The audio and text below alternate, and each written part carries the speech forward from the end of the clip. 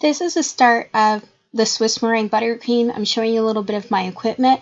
I have a handheld whisk, some spatulas, a scale, food processors. You don't need two. I have two just because I'm doing so much. A saucepan, two mixers with paddle and whisk attachments. Again, you don't need two. You can just have one. My measuring spoons, all of the berries that I intend to use for all of my cakes, starting with my blueberries, then blackberries, raspberries, and strawberries, vanilla extract, cream of tartar, all of my eggs, but mainly just the egg whites for Swiss meringue buttercream, all of the butter, don't be intimidated, that I need for the recipes, and my measuring cups at the bottom of the frame.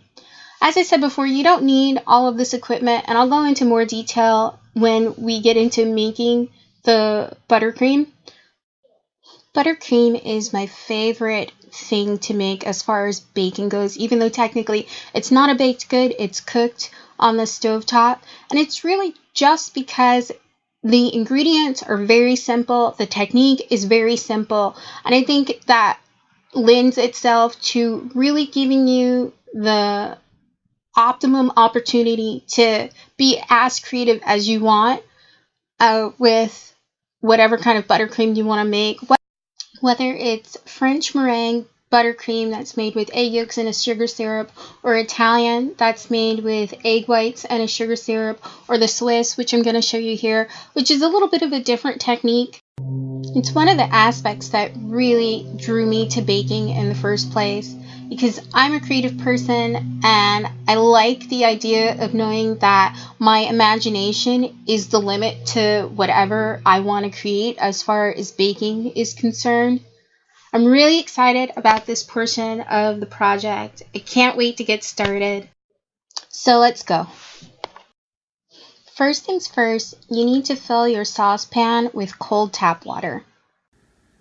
So the next step after I've filled my saucepan with water is to just double check and make sure that the amount of water I have in there is not going to be touching the bottom of my bowl, but still, that it's a large enough amount of water to create the amount of steam that I'll need to gently heat up my egg whites. So this is the bowl from my stand mixer. Have it in my saucepan. I'm just going to pull it out and check the bottom, and as you can see, it's completely dry, so that's great.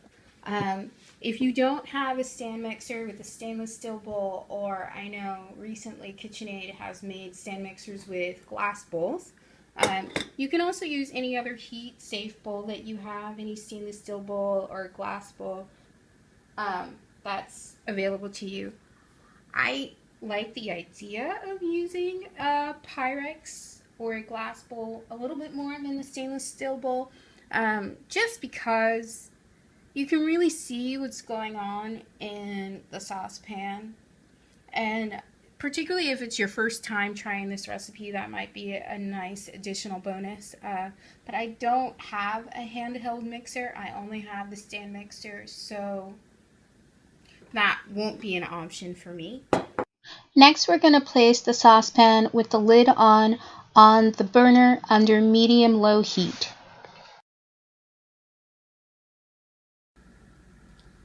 I just put my saucepan on the burner and I turned on the heat. It's at about medium heat, and this is an optional step in as far as that the recipe calls for you to have your water bath or your saucepan on the stove, and then to put the bowl with the egg whites and the sugar on top and gradually heat up your egg whites that way. But I'm a bit impatient and I get kind of bored and anxious just sitting here and stirring all the time, so I like to give myself a jump start by just taking the chill off the water from the faucet, because it is cold. So just leave the saucepan on low heat for about 5 to 7 minutes. I know it's not going to get crazy hot, but it will cut down on the amount of time that I have to heat up the egg whites. So now I'm just going to add my egg whites to my mixing bowl, and if you've watched the previous video where I show you how to make the cakes, you'll have seen how I separate egg whites, and if you didn't watch that, I'll insert a clip here of how I separate my egg whites. I've got my room temperature eggs all ready to go. I'm gonna crack my first egg, and I'm going to separate the white into this transfer container. Here I am trying to find the crack that I poorly did there. And once I've finished separating the white from the yolk, I'm going to throw the yolk into the container where I'm going to hold all of my yolks for future use. After I finish that, I'll move the separated white into my measuring cup because that's what I'm going to use to hold.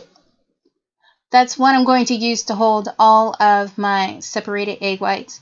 Doing it this way is just for safety purposes. So for instance, if you've separated already a couple of egg whites and you're on a roll and then you crack an egg and there's something wrong with the egg, there's blood in it, or the yolk is broken, it won't ruin your entire collection of egg whites. It'll just be one egg that you can toss away and keep it moving forward. But if you feel really confident in your egg separating skills and you're a rock star, you can just separate your egg whites into one container. So one container for your egg whites and one container for your egg yolks. And that's just a quick recap on how to separate your egg whites and your egg yolks for any of your baking projects.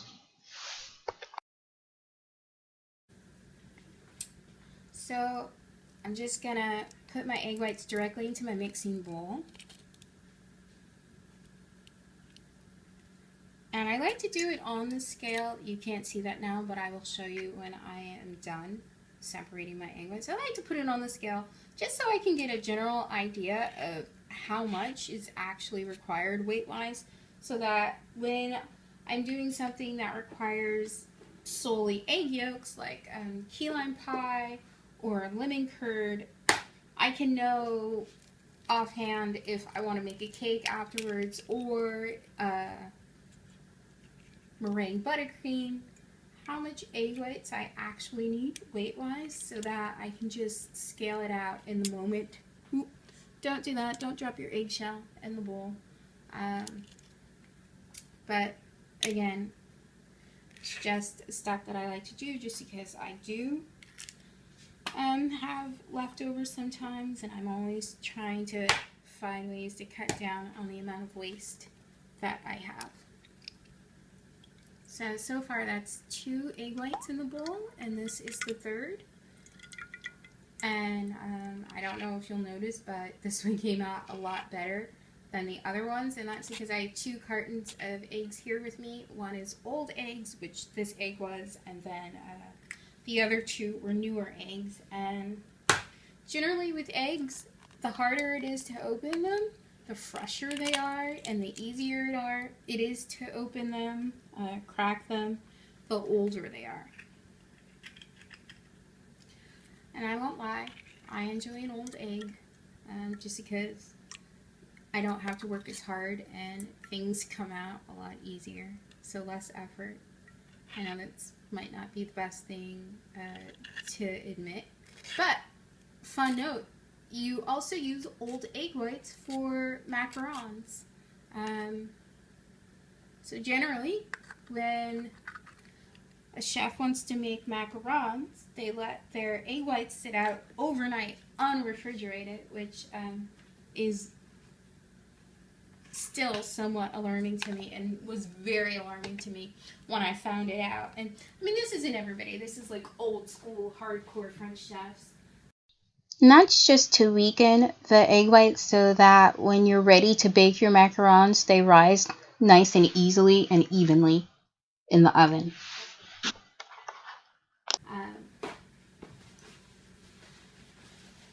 That's it for the egg whites. And this is how much my 4 large egg whites weigh. So just like 1/10 away from 5 ounces. I've got my 4 egg whites in the mixing bowl, And I'm just going to add in a sprinkle or two of cream of tartar.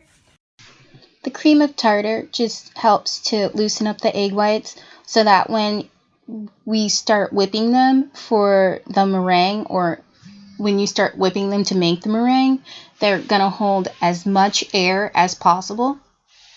But this is totally optional. It is not a necessary step at all. So now I'm just going to add in the sugar. And the recipe calls for 1¼ cups of sugar. But if you feel like that's too much sugar for you, you can definitely use less. You can use half this amount of sugar, which would be, or not half, but almost half, which would be 3/4 cup of sugar, or 1 cup, whatever floats your boat. I'm going to use this entire amount of sugar just because this will be the buttercream for the strawberries, strawberry buttercream, and the strawberries vary in sweetness, and because I'm putting sliced strawberries inside of the cake, I want the flavors to be balanced, so that's why I'm using 1¼ cups of sugar. So my water is ready and good. It's at a low boil.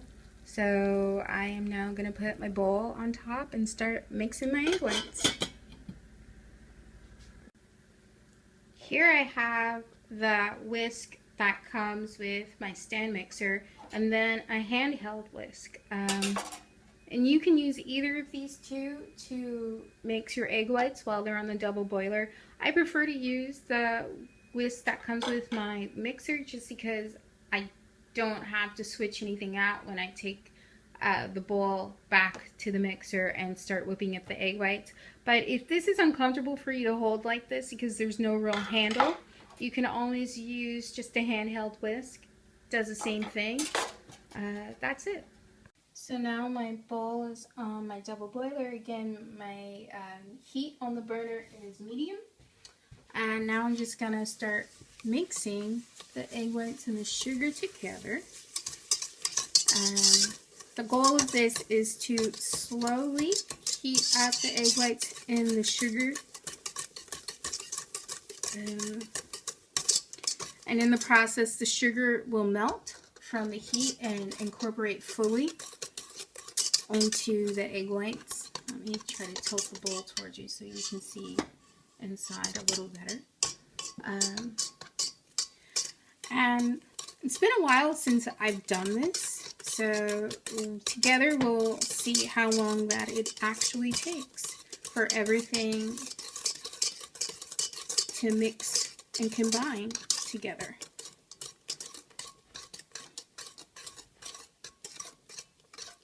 So the time right now is about 58 seconds, or it was just about 58 seconds.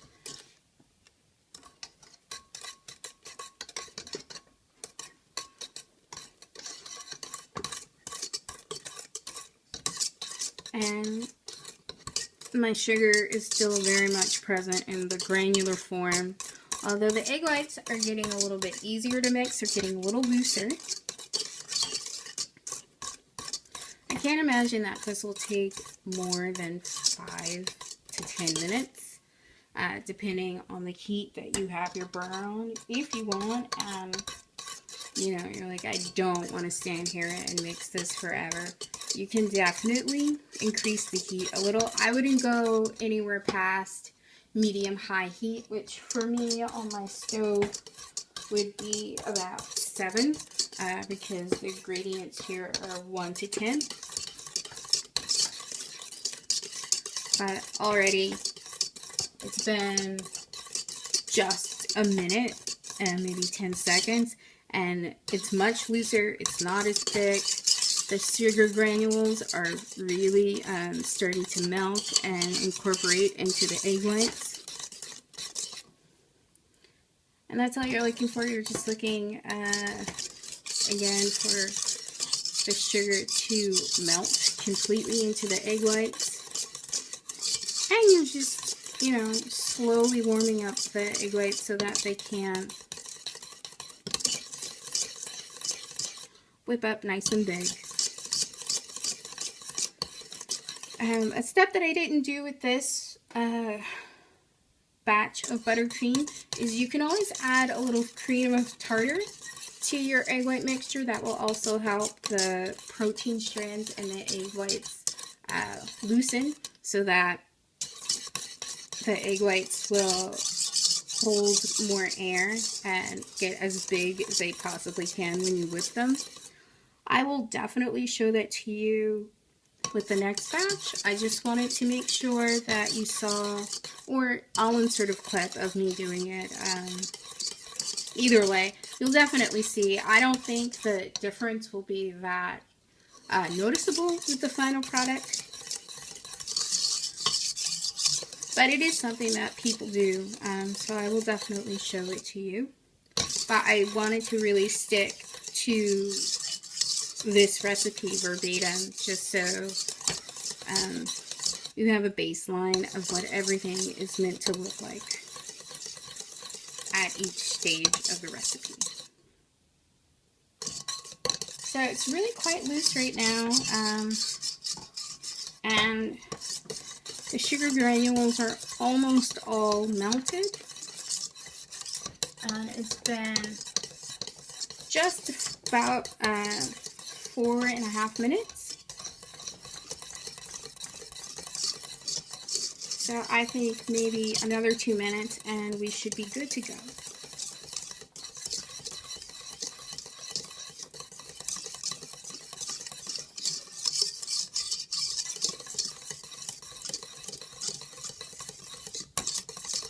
The egg whites are really nice and loose. The sugar's disappeared. And if you have a few sugar granules that have worked their way up the sides of the bowl, that's completely fine. There's nothing to be worried about there. Frankly, by the time that you are at the point where you're going to be adding in the strawberry puree, it will have disappeared because you will have added the butter and the bowl is nice and hot and it'll just get absorbed into the buttercream. You won't even know that you had a few sugar granules left over. So I think I'm going to do this just for another minute because the egg whites and sugar are looking the way that they are meant to per the recipe. It's exactly what we want right here.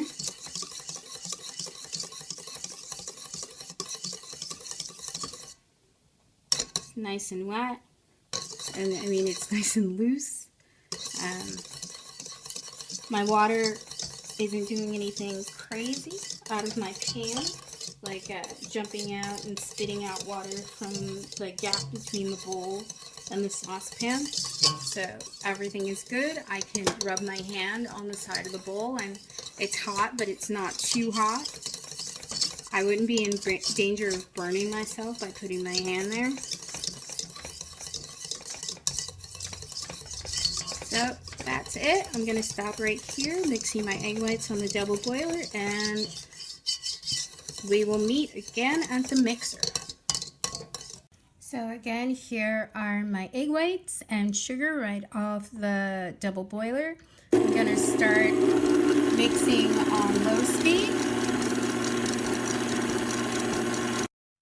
Low speed is speed 2 for my mixer. So I'll gradually work my way up from speed 2 to speed 10, just to make sure that I'm getting as much air incorporated into the egg whites as possible. If I were doing this not on camera, I would probably be prepping my berries right now. But since this is for the video and for instructions, sort of, kind of, I'm going to keep the camera here, and I would suggest that if this is the first time you're doing it, that you stand right here at the mixer. Or, because this is a little bit tedious, you can do a little dance, sing a little song. I'm just kidding. You can kind of walk around the room, just making sure that you walk past the mixer every couple of seconds. So like maybe every 5 seconds, just to keep an eye on what's going on in the bowl. Now I'm just going to increase the speed to 4. And I increase the speed of the mixer once I've noticed that what's inside the bowl hasn't changed too much. So I'll wait about 15 seconds, just looking inside the bowl, seeing if there are any noticeable changes. And if there aren't any noticeable changes, that's when I increase the speed of the mixer. And Swiss meringue whipping will go a lot faster than, say, a meringue that you're using for a cake batter, just because these egg whites have been heated and you've either added your cream of tartar or not. But most importantly, these egg whites have been heated, so they're a lot looser than cold egg whites. Even, cold, like room temperature egg whites. So they're just going to whip up faster, be able to hold air inside them more quickly, and also just be able to hold a little bit more air than your uncooked egg whites would. Now I'm going to increase the speed to 6.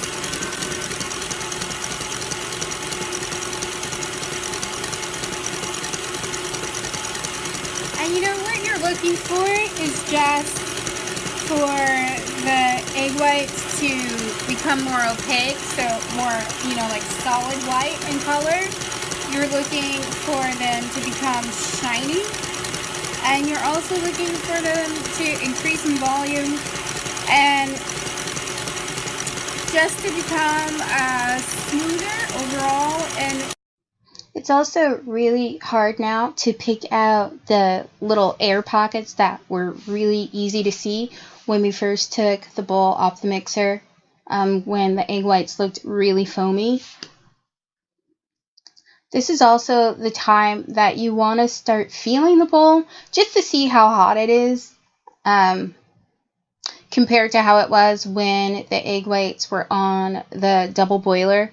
You can also see here that the whisk is starting to leave a trail in the egg whites, which lets you know that it's thickening, which is great. That's exactly what you want. But getting back to the heat of the bowl, you just want to see how warm it is. And at this point, the bowl is a little bit cooler than it was when it was on the double boiler. I can leave my hand on the side or caress the side of the bowl for more than 5 seconds, just have my hand there constantly, and it's not too hot for my hand. I don't feel like, oh my goodness, I need to take my hand away. And that's just an important step, because, if you look in the bowl and it looks like this, but your egg whites are still really hot, that kind of lets you know that you have a bit more time to go whipping your egg whites. If that makes sense. Like, it's just an additional gauge to figure out how long you're going to be whipping your egg whites.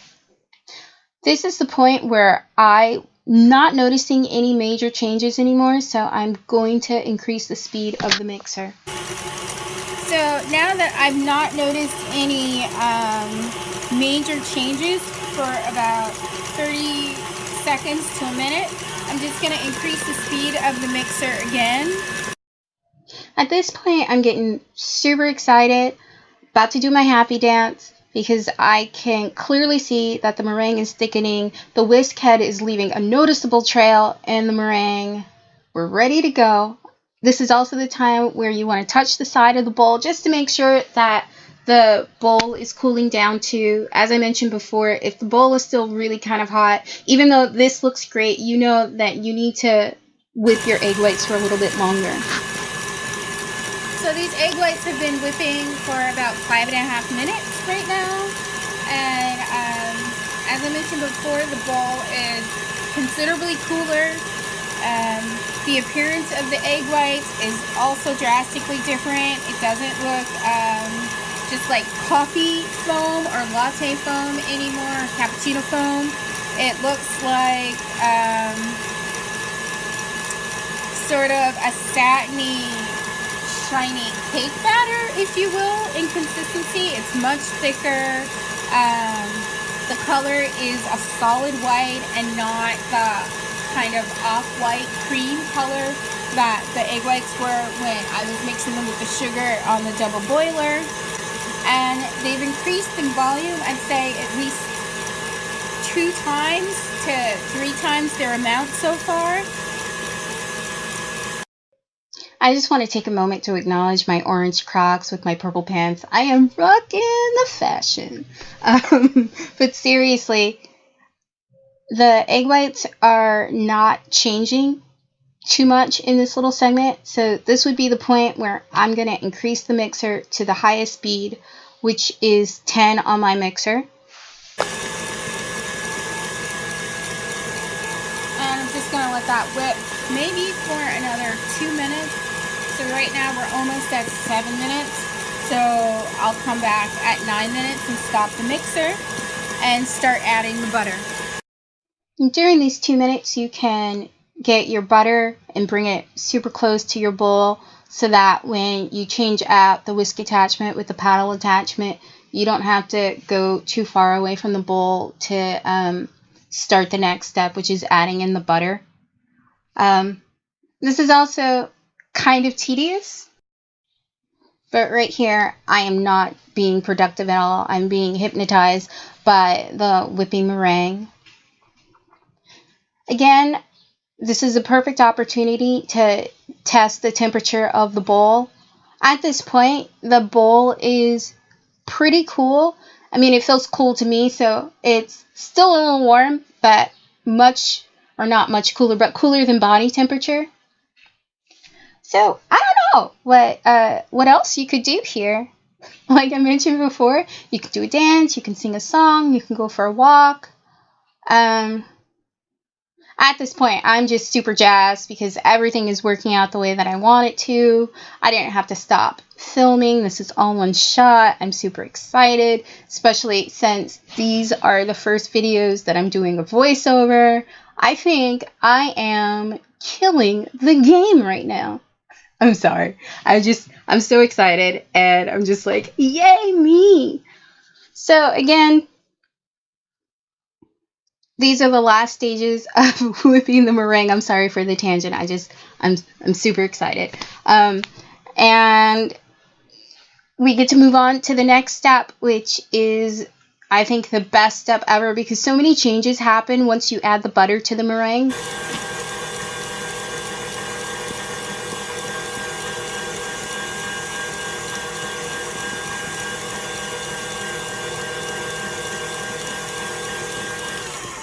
Alright, so that's about 9 minutes, and this is what the final meringue looks like. It's at a peak, but it's not a stiff peak, but I like it at this consistency, so this is where I'm going to stop it. And because this meringue has been cooked, the egg whites have been cooked with the sugar, they're a bit more stable than the meringue that I used in the cake.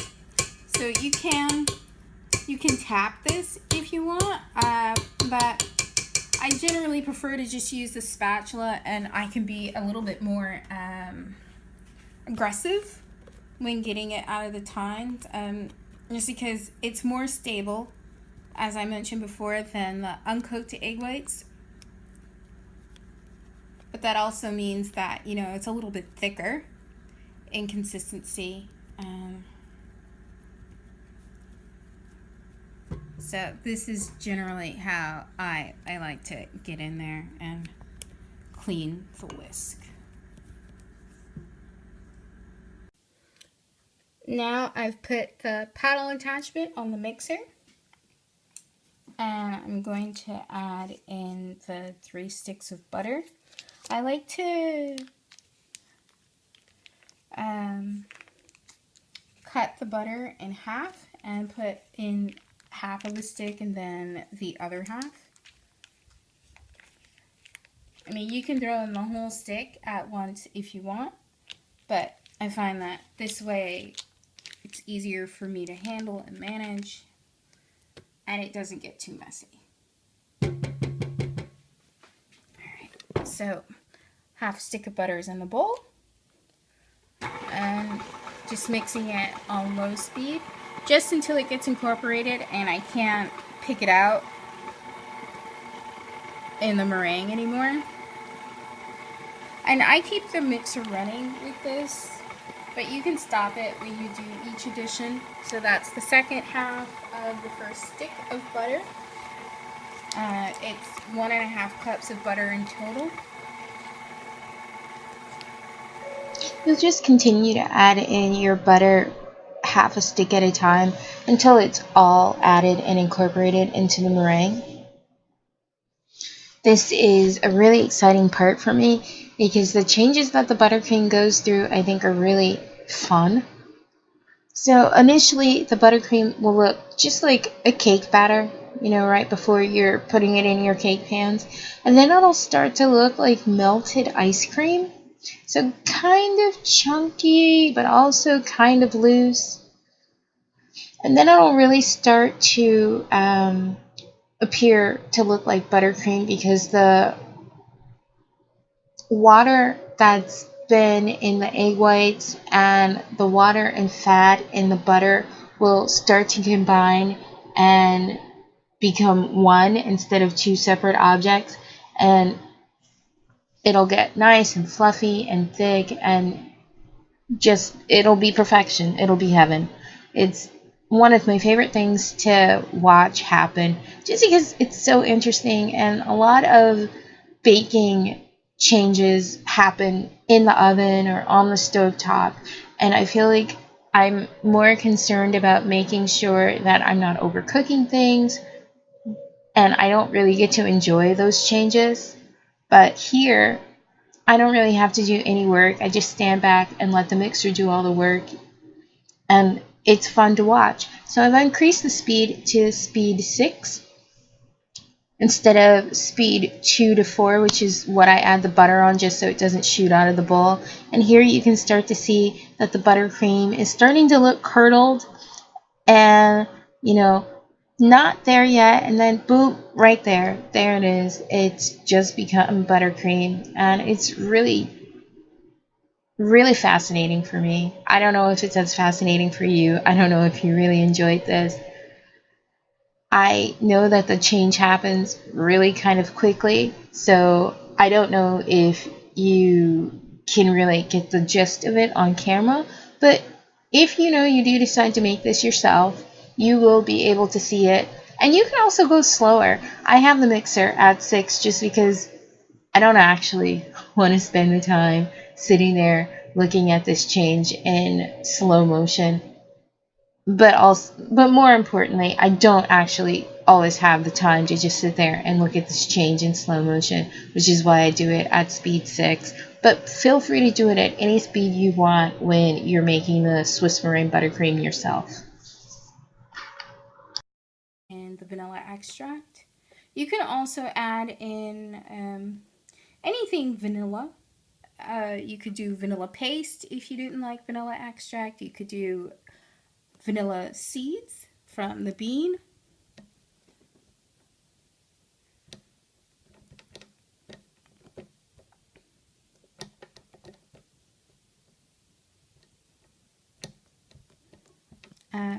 Like everything, I tell you, and in my opinion, everything is preference. I know that baking is, in its essence, a form of science, like chemistry. But also, you should be, you should feel confident in making desserts that you enjoy and that are pleasing to you, and not, feel like you can't be creative or experiment. Oops, sorry. You shouldn't feel like you can't be creative or experiment with a recipe. I encounter quite often people who say, oh, I think baking would be so fun, but it just seems so intimidating, or I don't know what to do. And, I feel like that's the best time to get into baking, when you don't know a lot of things, because that means you'll be open to learning different techniques, and you won't feel like, oh, I learned how to do it this way, so this is the way. You'll be curious to try new things and to expose yourself to as many different experiences possible. And that way, you know, you can find out what you like and what you don't like and what works for you and what doesn't work for you. Everything is about preference. So I'm going to add a teaspoon of vanilla extract to this buttercream. And now I'm just going to mix in the vanilla extract on low speed, just because it is a liquid, and if you mix it too fast, it might shoot out of the bowl. That has happened to me a number of times. But you know, it doesn't take long to mix in the vanilla extract. And at this point, you can taste your buttercream, and if you feel like it's not enough vanilla extract for you, you can add a little bit more, maybe half a teaspoon or thereabouts. But I have made this recipe before, so I know for sure that that is enough vanilla extract for me. And so that is it.